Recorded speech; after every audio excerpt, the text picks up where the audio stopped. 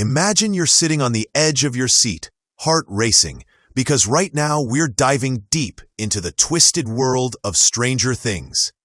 Hi everyone, and welcome back to our channel. Today, I've got something really special, a full retrospective of Stranger Things so far. We're going to walk through every season, explore the lore, unpick every major character arc, and talk about what's coming in the final showdown.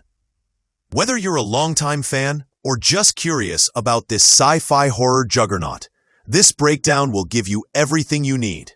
No spoilers that ruin the ride, just smart insights and honest predictions. Let's jump in. Season 1 all begins in 1983 in the small town of Hawkins, Indiana. A young boy named Will Byers disappears without a trace, and his friends Mike, Lucas, and Dustin embark on a frantic search. Instead of finding Will, they discover Eleven, a mysterious girl with telekinetic and telepathic powers. She's clearly been through something traumatic, and she doesn't know her own history. Meanwhile, Will's mother Joyce is convinced that he's still trying to communicate through lights and electricity, and Sheriff Hopper is on his own personal mission to uncover the truth. It's a classic disappearance story, but soon it becomes much more complicated when the friends realize there's another dimension lurking just beneath their world, one that's dark, dangerous, and alive. In Season 2, the stakes escalate dramatically. Will starts having terrifying visions, seizures, a psychic link to the Upside Down, and a creeping sense that he's not just a victim, but a bridge.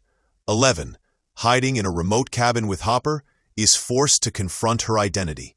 Over time, she leaves to explore her past, meeting other children who went through similar experiments. This season introduces a much larger threat, one often called the Mind Flayer, a hive mind, parasitic entity that begins infecting Hawkins.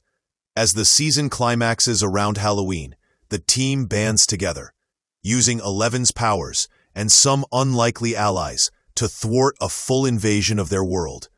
But even with Will rescued again, the Upside Down's shadow still looms large. Then comes Season 3, set in the bright, frenetic summer of 1985.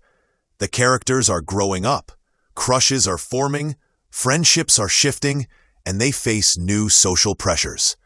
The Starcourt Mall becomes more than just a shopping center. It's symbolic of consumerism and the era. But beneath the mall, a dark secret, a Russian installation that's trying to open a portal to the Upside Down. The Mind Flayer returns, now stronger and more physical.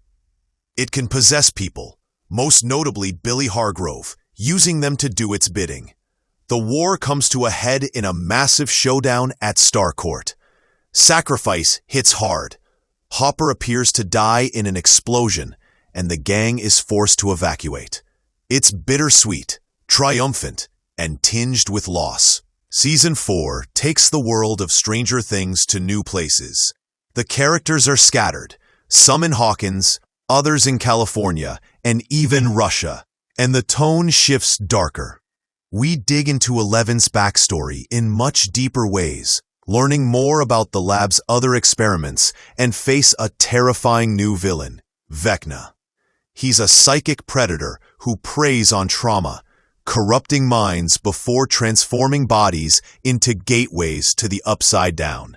Meanwhile, Hopper's fate is revealed. He's alive, but imprisoned in a Russian facility. Max becomes a central target of Vecna. The season's two-part finale ups the ante, with long episodes full of grief, tension, and heartbreak, leaving the characters and the audience braced for one final confrontation. Let's take a moment to unpack the core mythology. Hawkins Lab is a secretive government facility that runs psychic experiments on children, including Eleven and others like her, known only by numbers. The Upside Down isn't just a spooky dimension. It's a mirror ecosystem of Hawkins, hostile, parasitic, and capable of corrupting the real world. Then there are the intelligent villains, the Mind Flayer, the hive mind entity that physically infects people, and Vecna, the sinister psychic killer who manipulates trauma. These forces aren't random. They're deeply connected, and they represent layers of threat, both physical and psychological. So, what do we know about Season 5, the final chapter? According to the creators, the season will be 8 episodes long, released in 3 volumes. The plan, based on official reports, is for Volume 1 to drop around November 26, 2025, with the finale arriving on December 31, 2025. Episodes vary in length, some near an hour and a half, others shorter. The Duffers, the showrunners, have emphasized that they've been building toward this ending for years, signaling a finale that is both emotionally powerful and narratively conclusive. It's not just about explosive action. This is the payoff. Now let's zoom in on some of the major character arcs heading into the finale. 11 has journeyed from lab subject to hero, sacrificing herself, losing her powers, and reclaiming them again. Her identity and her choices are central to how the final battle with the Upside Down will resolve. Will Byers, once the missing boy, has been a psychic conduit and trauma bearer. His connection to the Upside Down still threatens to pull him back in. Joyce and Hopper have evolved too. From town outsider figures to resistance leaders, deeply invested in protecting their found family. Their growth sets up key emotional stakes for whatever comes next. So what might happen in the final war? One strong theory: there will be a two-front confrontation, defending Hawkins and fighting a global, or at least national-scale invasion.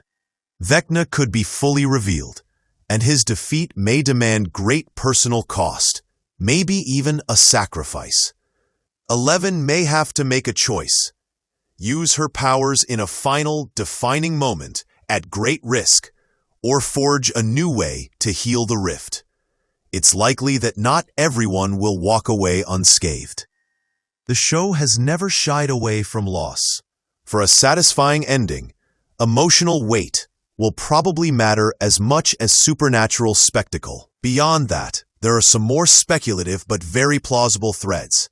First, we might see a bittersweet epilogue, a look at our core group years later, after the dust settles, showing who carries on and what kind of life they build. It's a popular finale move, but fitting for a coming-of-age story wrapped in cosmic horror. Second, even as Stranger Things ends, the wider universe could live on. The Duffers have teased spin-offs, anthologies, maybe stories about other lab kids or different corners of the Upside Down. The brand is rich, and Netflix seems motivated to expand in ways that don't rely solely on the original Hawkins crew. In short, Stranger Things has grown from a spooky small-town mystery into a sprawling, emotionally driven epic. With Season 5 on the horizon, everything, the mysteries, the friendships, the fears, is converging for one final showdown. What will the cost be? Who will survive? And perhaps most poignantly, at what point does a fight for another dimension become a fight for your own identity? Stay tuned, because no matter how it ends, this is a story that's always been about more than monsters. Thanks for watching. If you enjoyed this retrospective, hit like, subscribe, and ring that bell so you don't miss our Season 5 coverage when it drops.